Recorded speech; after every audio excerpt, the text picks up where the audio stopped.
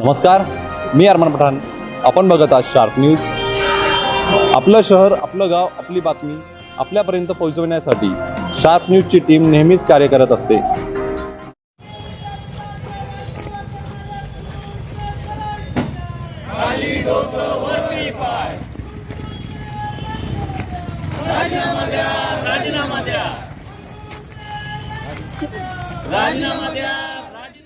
पुणे विद्यापीठाच्या कुलगुरूंच्या राजीनाम्याची मागणी. मालेगावात विद्यार्थी कृती समिती आक्रमक. मालेगाव सावित्रीबाई फुले पुणे विद्यापीठाची शैक्षणिक घडी विस्कटल्याचा आरोप करत मालेगाव येथील विद्यार्थी कृती समितीने कुलगुरू डॉक्टर सुरेश गोसावी यांच्या तात्काळ राजीनाम्याची मागणी केली आहे. या संदर्भात समितीने महाराष्ट्राचे राज्यपाल यांना पत्राद्वारे साकडे घातले असून या निवेदनाच्या प्रती मुख्यमंत्री आणि उच्च शिक्षण मंत्र्यांनाही पाठवण्यात आल्या आहेत. विद्यापीठाची प्रतिष्ठा गेल्या 2 ते 3 वर्षांत वेगाने खालावली असल्याचे निवेदनात म्हटले आहे. प्रवेश प्रक्रिया, परीक्षा आणि निकाल या तिन्ही स्तरांवर विद्यापीठ अपयशी ठरल्याचा ठपका समितीने ठेवला आहे. विशेषतः विद्यापीठातील महत्त्वाची पदे जसे की कुलसचिव, परीक्षा नियंत्रक आणि अधिष्ठाता ही गेल्या 2.5 वर्षांपासून प्रभारी स्वरूपात आहेत, ज्यामुळे नियोजनाचा अभाव दिसून येत आहे. निवेदनातील प्रमुख मुद्दे: रँकिंगमध्ये घसरण. विद्यापीठाचे रँकिंग 17 वरून 90 पर्यंत खाली घसरले असून राज्यातील 13 विद्यापीठांमध्ये पुणे विद्यापीठ शेवटच्या क्रमांकावर फेकले गेल्याचा आरोप करण्यात आला आहे. निधीचे नुकसान. RUSA सारख्या योजना राबवण्यात कुलगुरू अपयशी ठरल्याने कोट्यवधींच्या निधीला विद्यापीठ मुकण्याची शक्यता आहे. गलिच्छ राजकारण.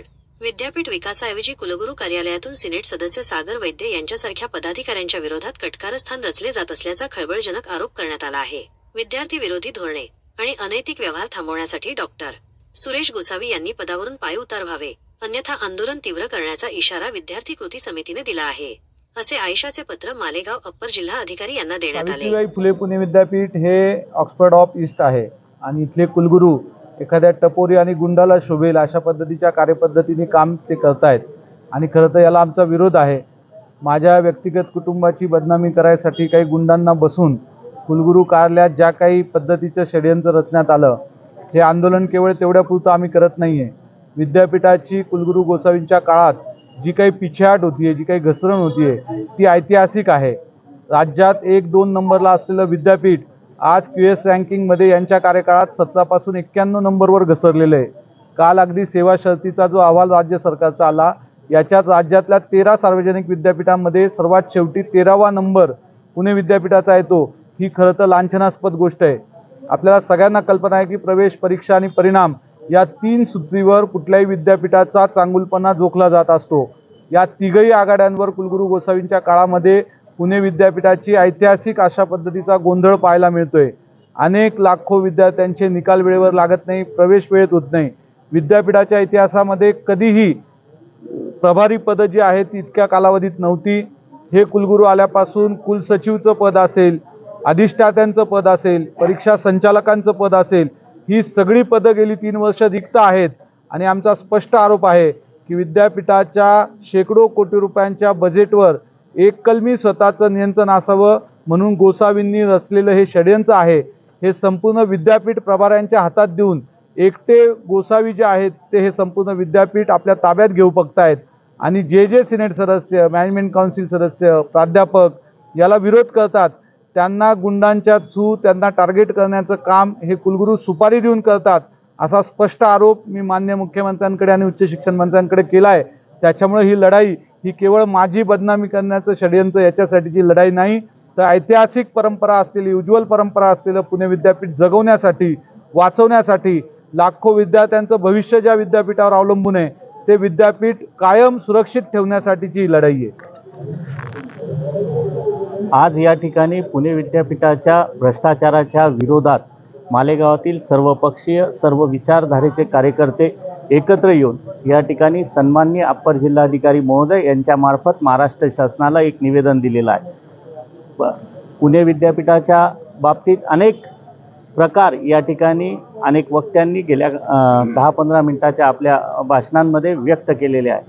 त्या भ्रष्टाचारांमध्ये प्रमुख असे जे मुद्दे आहेत त्यामध्ये विद्यापीठाची जी मॅनेजमेंट असते, प्रशासकीय बाबी सांभाळणारी जी टीम असते ती संपूर्णतः प्रभारींच्या हातात, आणि ते पण कुलगुरूंच्या मर्जीतले काही भ्रष्ट अधिकारी हे प्रभारी पदावर नियुक्त करून त्यामध्ये 9 उपकुलसचिव दर्जाचे अधिकारी, 14 सहाय्यक कुलसचिव दर्जाचे अधिकारी, त्याचबरोबर कुलसचिव हे महत्त्वाचे पदप्रभारींच्या हातात देण्यात आलेले आहे.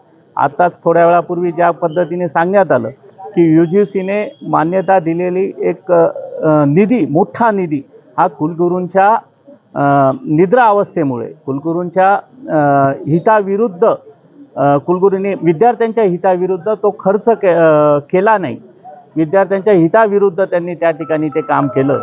अशा पद्धतीने पुणे विद्यापीठात फार मनमानी पद्धतीचा काम चालू आहे. या मनमानी कारभाराला कुठेतरी विरोध करण्याचं काम जर आमच्या मालेगावचे सुपुत्र आणि पुणे विद्यापीठाच्या मॅनेजमेंट काउन्सिलचे सदस्य सन्माननीय सागर वैद्य साहेब यांनी केलं तर त्यांना बदनाम करण्याचं काम त्या ठिकाणी षडयंत्र रचलं गेलं. ते इतके स्वच्छ प्रतिमेचे आहेत. गेल्या अनेक वर्षाचा त्यांचा पत्रकार म्हणून अनुभव आम्ही घेतलेला आहे.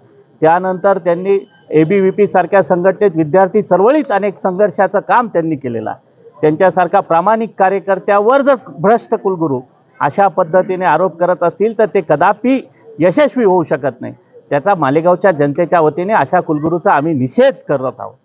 परंतु हे सर्व घडत असताना त्यांनी जे जे भ्रष्टाचाराचे मुद्दे मांडले, त्यामध्ये विद्यापीठाच्या जमिनी बेकायदेशीररित्या हस्तांतरणाचा विषय असेल, परीक्षा वेळेवर न घेण्याचा विषय असेल, PhDच्या संदर्भातले संशोधनाचे कामं असतील आणि इतर सगळे विषय, यावर कामकाज करत असताना कुलगुरू हे जाणीवपूर्वक दिरंगाई करत आहे.